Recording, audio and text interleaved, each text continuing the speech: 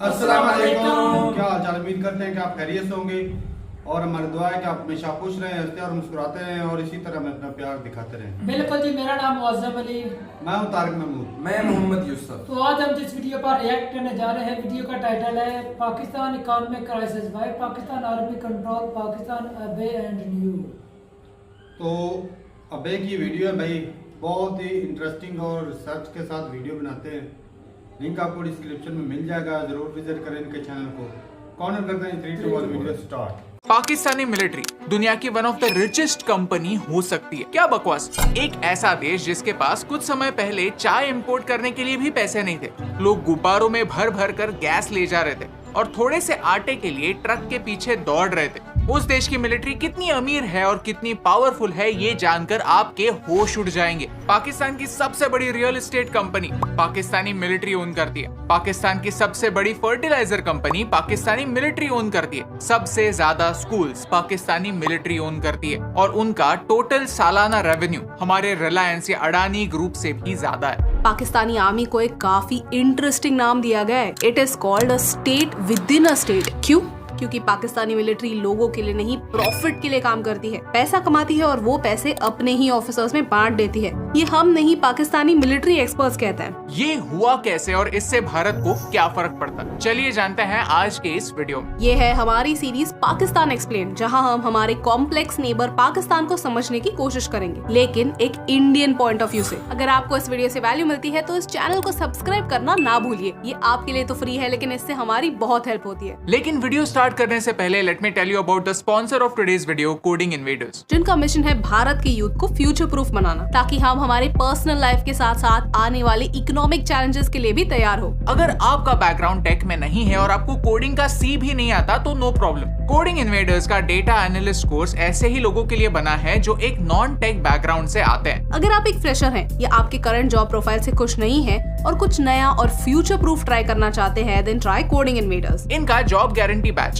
Amazon, Philips, ZTV, Deloitte जैसे companies में काम करने वाले इंडस्ट्री एक्सपर्ट्स ने डिजाइन किया। कोडिंग इन्वेडर्स आपको देते हैं 1-on-1 mentorship and career assistance, जिससे आप सीख पाएंगे कि लिंक्डइन पर प्रोफाइल कैसे बनाते हैं, अपने सीवी को कैसे स्ट्रॉन्ग करते हैं। कोडिंग इन्वेडर्स के मॉक इंटरव्यूज के साथ आप आपकी ड्रीम जॉब के लिए प्रिपेयर कर सकते हैं। कोर्स खत्म होने पर आपको एक इंटरनेशनल सर्टिफिकेट भी मिलता है, जो आप आपके फ्यूचर एम्प्लॉयर्स को दिखा सकते हैं। What's more, हमारे लॉयल व्यूअर्स के लिए एक खास ऑफर है। AN27 कोड यूज करने पर आपको मिलेगा 27% का डिस्काउंट। सो हरी अप, आपके करियर को एक टेक बूस्ट दीजिए। Click on the link in the description for job guarantee batch. Chapter 1, Pakistani military की ताकत। चलिए सबसे पहले जानते हैं कि पाकिस्तान की मिलिट्री स्ट्रेंथ क्या है। पाकिस्तान जीडीपी की बात की जाए तो पाकिस्तान पूरी दुनिया में 42nd रैंक पर है, लेकिन एट द सेम टाइम जब मिलिट्री पावर की बात की जाए तो पाकिस्तान 7th रैंक पर आता है। To put things in perspective, Pakistan का ranking France, Australia, Italy, Israel जैसे देशों से भी हाई है।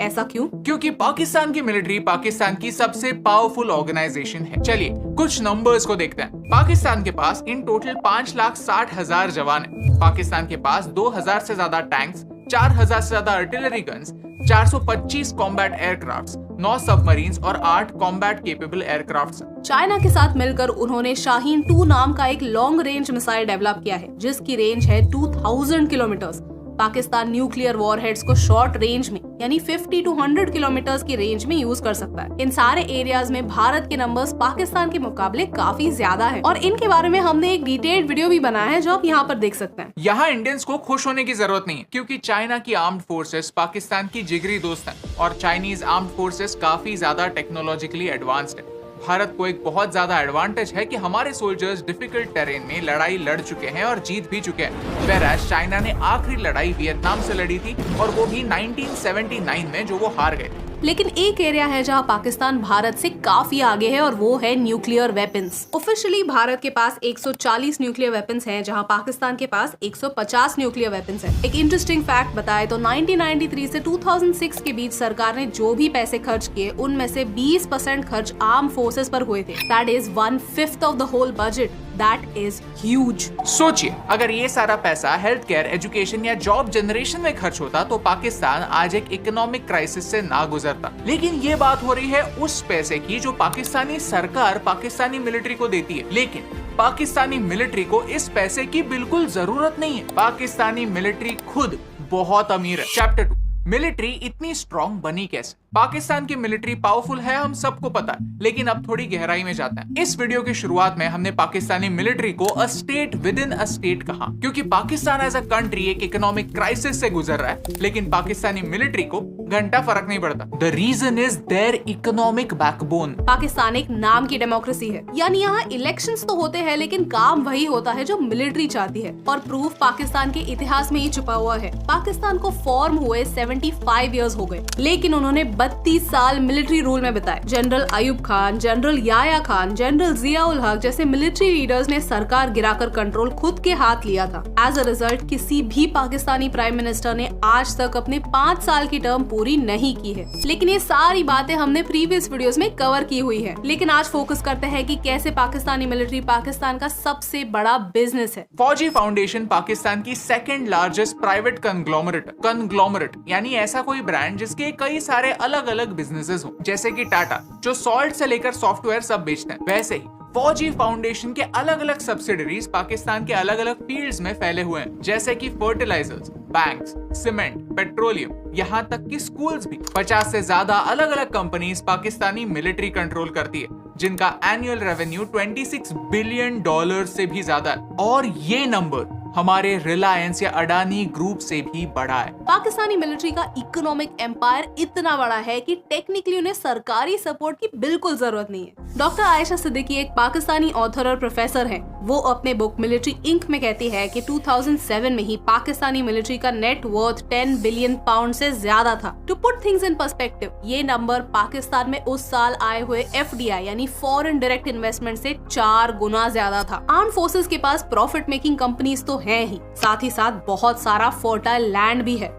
पाकिस्तानी आर्मी ऑफिशियली पूरे पाकिस्तान का 12% लैंड ओन करती है। पाकिस्तानी आर्मी का हर ऑफिसर एक करोड़पति होता है। जब एक मेजर जनरल रिटायर होता है तो उसे 240 एकड़ फार्म लैंड प्रेजेंट के तौर पर दिया जाता है, जिसकी on an average value $500,000 pound होती है। उनके बच्चे फॉरेन में पढ़ते हैं। जब भी कोई कमांडर रिटायर होता है, उन्हें किसी हाई पोस्ट पर उन्हीं के किसी कंपनी में नौकरी दी जाती है, यानी उन्होंने ये सिस्टम ही बना दिया है कि आर्मी ज्वाइन करो, बड़ा ऑफिसर बनो, फिर रिटायर हो जाओ और ऐश करो। ये सारा डेटा और ये सारे वैल्यूज 2007 के हैं। सोचिए अब इसकी वैल्यू कितनी ज्यादा होगी। पाकिस्तान की मिलिट्री अपने फाउंडेशंस और उनके प्रॉफिट मेकिंग मशीन को इसी बेसिस पर चलाते हैं कि पाकिस्तान के सिविलियंस इनकॉम्पिटेंट और करप्ट ही हैं। उनसे बेहतर तो हम हैं। जब कोई ऑर्गेनाइजेशन जो लोगों को प्रोटेक्ट करने के लिए बनी हो, वो खुद को लोगों से ऊपर समझने लगती है, तो उस देश का कुछ नहीं हो सकता। कहने का पॉइंट ये है कि आज पाकिस्तान की सिचुएशन ऐसी है कि वहाँ की मिलिट्री उनके लीडर से ज्यादा स्ट्रॉन्ग है। जो लीडर पाकिस्तानी मिलिट्री की बात नहीं सुनता, उसे हटा दिया जाता है और किसी ऐसे पपेट को बिठाया जाता है जो मिलिट्री की बात सुने। 2018 में जब इमरान खान पाकिस्तान के प्राइम मिनिस्टर बने, तो उनके क्रिटिक्स ने यही कहा कि इमरान खान के पास खुद का कोई एक्सपीरियंस तो है नहीं,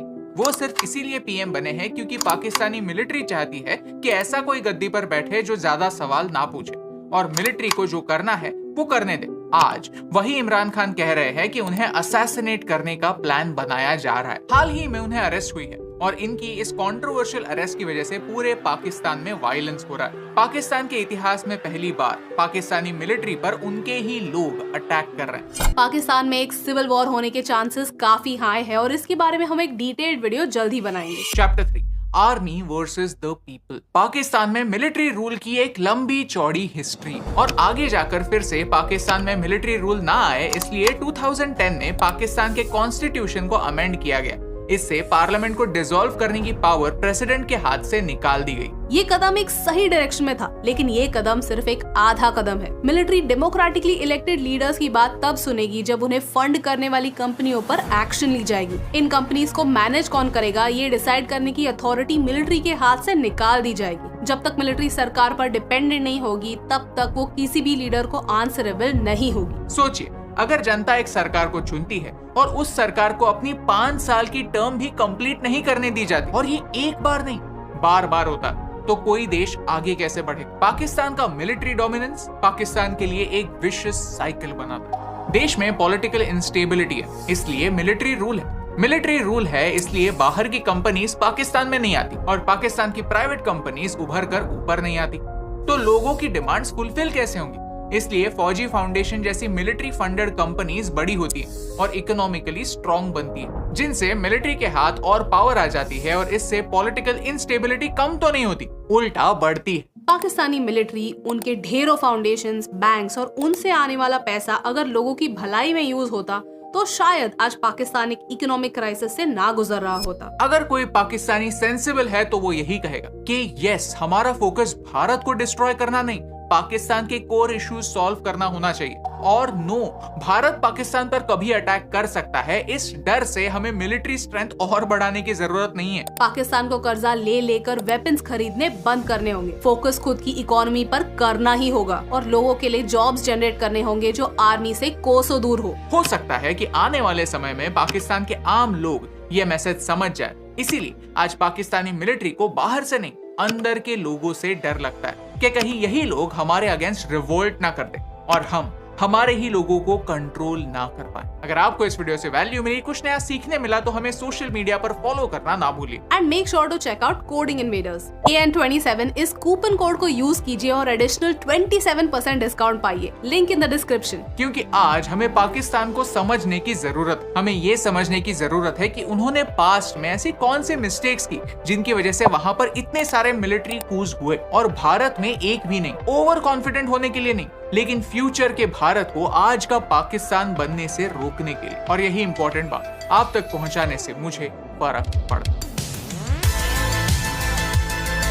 हे दोस्तों, thank you so much for watching this video till the end. अगर आपको ये वीडियो अच्छा लगा तो वो लाइक बटन प्रेस कीजिए। अगर आप यहाँ पर नए हैं तो चैनल को सब्सक्राइब कीजिए। हीट वेव्स भारत की इकोनॉमी को कैसे डिस्ट्रॉय कर सकती है, इसके बारे में हमने काफी इंपॉर्टेंट वीडियो यहाँ पर बनाया। इस साल हम आपकी मदद से 1 लाख आम के पेड़ लगाना चाहते हैं। कैसे, आप यहाँ पर जान सकते हैं। Thank you so much for watching, क्योंकि आपके सपोर्ट से हमें फर्क पड़ता है।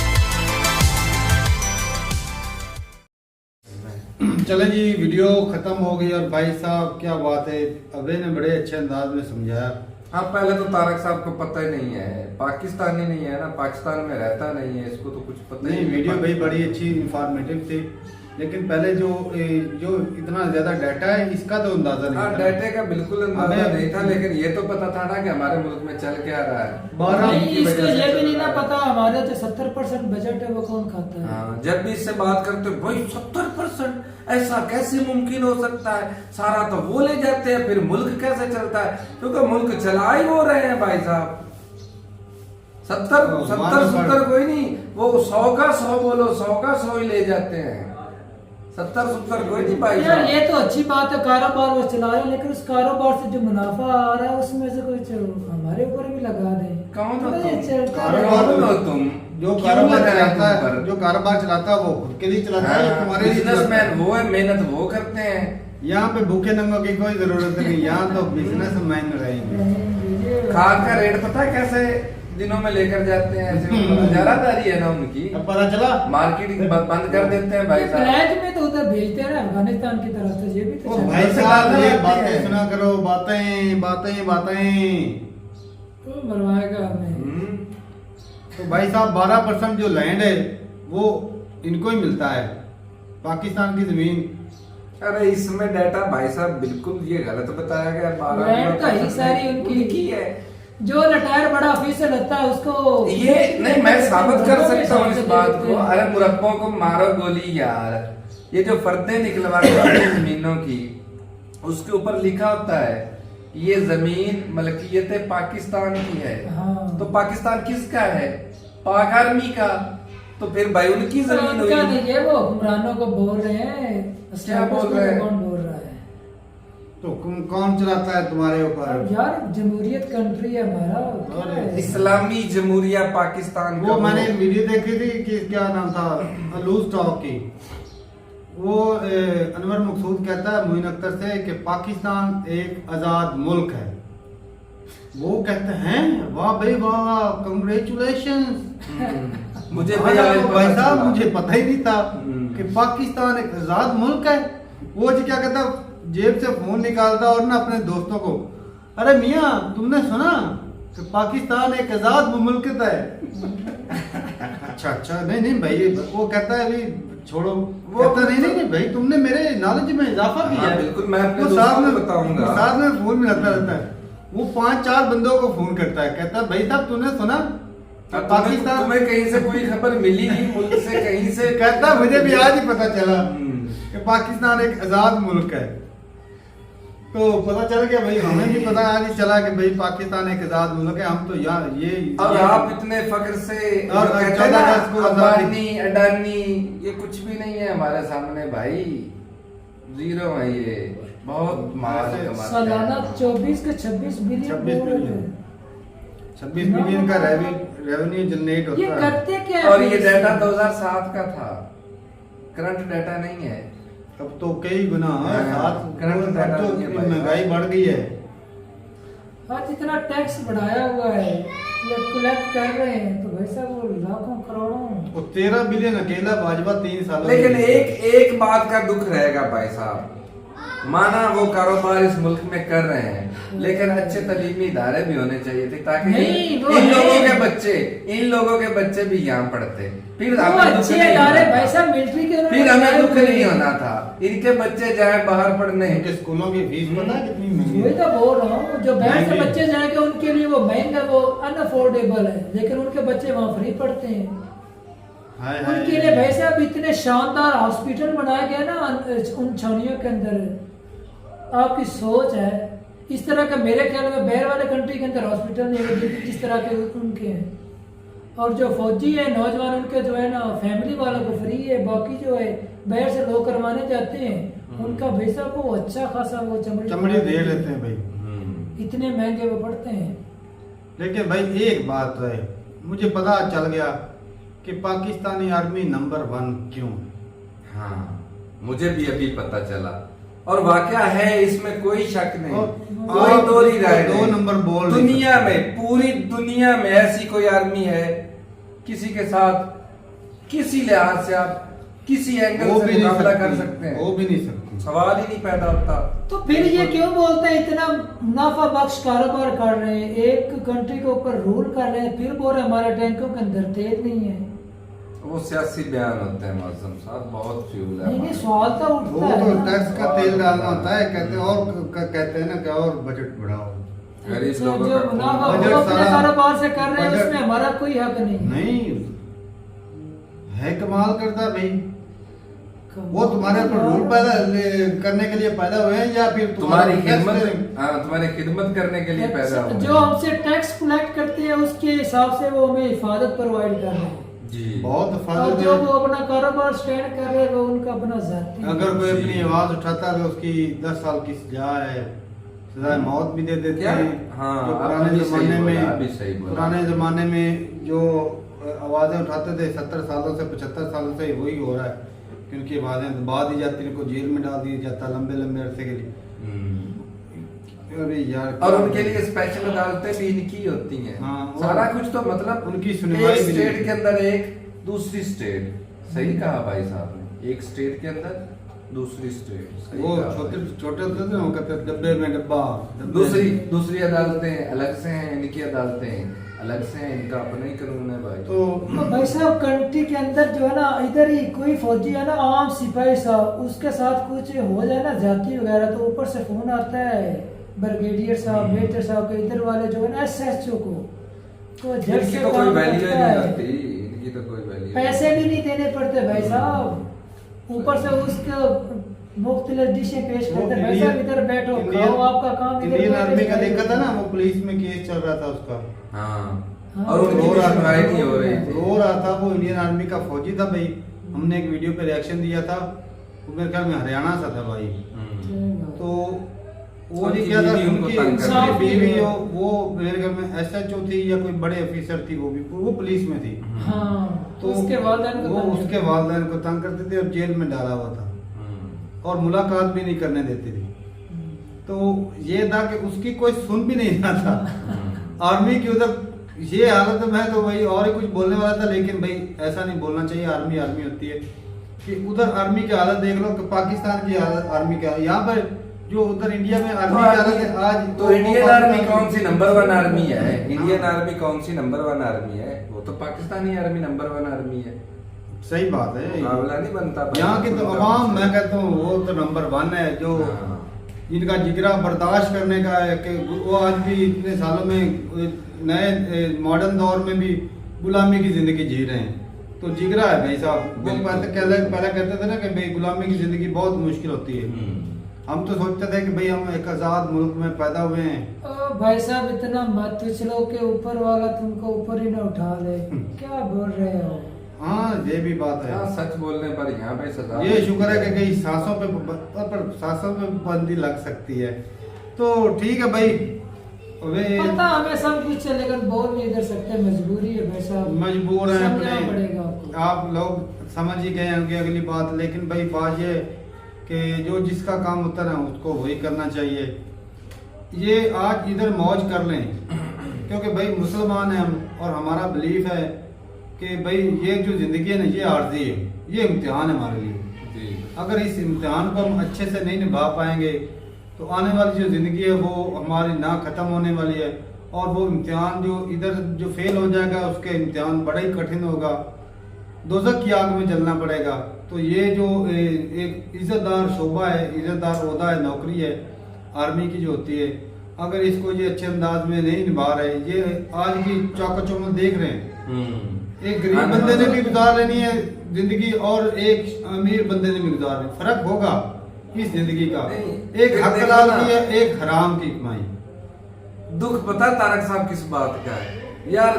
बिजनेस करें, मुल्क को चलाएं, जो मर्जी कर रहे हैं, लेकिन ये कि इस काबिल तो बनाए कि खुद भी इसमें रहें। इज्जत तो हो, कम से कम इज्जत तो तो हो। इसमें रहें। रिटायर्ड बाद में होते हैं, चले पहले जाते हैं यार। चलो वो तो है, हमारे कुरान भी तो ऐसे कर रहे हैं। तो हर कोई वो जाएगा, भी जा रहे हैं, वो कारोबार उनके हर कोई भाग रहा है यहाँ से। सेटल की हुई है।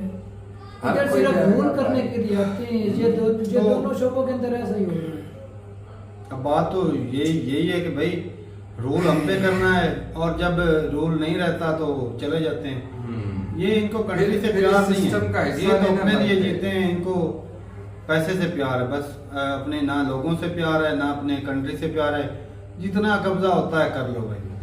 कब तक ये बाजवा साहब ने 13 बिलियन लूटे, कब कितनी खा लेगा? ये तो पहले तो होना ही शुगर का मरीज है। ऐसी बात। इसको इसको मीठी नसीब ही नहीं हो गया। चीजें, इसको मीठी चीजें बनी नहीं, ऊपर से ब्लड प्रेशर का कुदरत की तरफ से कितनी पाबंदियां ब्लड लग जाएंगी, प्रेशर का मरीज कुछ होंगे, खा ही पी वो नहीं सकेंगे। वो जी नमकीन चीजें भी नहीं खा सकेंगे। तो क्या गाड़ी में जिस तरह शहबाज शरीफ है उसको सिर्फ 2 घंटे सोने का मिलते हैं। हाँ। तो भाई जो जिंदगी मिली है उसको अच्छे से निभा लेना चाहिए। क्या फायदा है, क्या करना है इस पैसे का जब आपके लोग आपको बददुआएं देने वाले लोग ज्यादा होंगे। अगर यही आप खाना तो वही 2 वक्त की रोटी है ना, अगर आप यही पैसा अच्छे अंदाज में कमाएं, अपने लोगों के ऊपर खर्च करें तो दुआएं मिलेंगी। ऐसी बात। एक बंदा गालियां झेलता है, एक बंदा दुआएं लेता है, बहुत फर्क है भाई। तो ठीक है भाई, अपनी राय जरूर बताइएगा कमेंट सेक्शन में। वैसे आप लोग ना कई बंदे जो है ना नेहरू जी को गालियां निकालते हैं कि उनकी फेलियर थे, उनकी बुराइयां करते हैं। उन बंदों को थोड़ा सा आज सोचना अगर चाहिए। वो नेहरू जी ना होते ना तो पाकिस्तान जैसा हालत आपकी भी होती। इंडियन मतलब आर्मी पाकिस्तान वाली हालत नहीं, इससे भी बुरी होनी थी भाई साहब। सही बात है। इससे भी बुरी होनी थी। तो सारे जो ये सिविलियन के जो अभी बिजनेस है ना ये आर्मी के होते हैं। जी। तो यहाँ पे जो बड़ा सर उठाता है, जो प्राइवेट बिजनेस वाला होता है, उसको भी धर लेते हैं, उसको टैक्स लगा दिया, उसको ब्लैकमेल कर लिया, उसको डराया धमकाया, सारी चीजें खुद कंट्रोल करते हैं। तो ठीक है भाई, अपनी राय जरूर बताइए कमेंट सेक्शन में। मिलते रहिए वीडियो के साथ, तब तक के लिए इजाजत दें। अल्लाह हाफिज। हाफिज।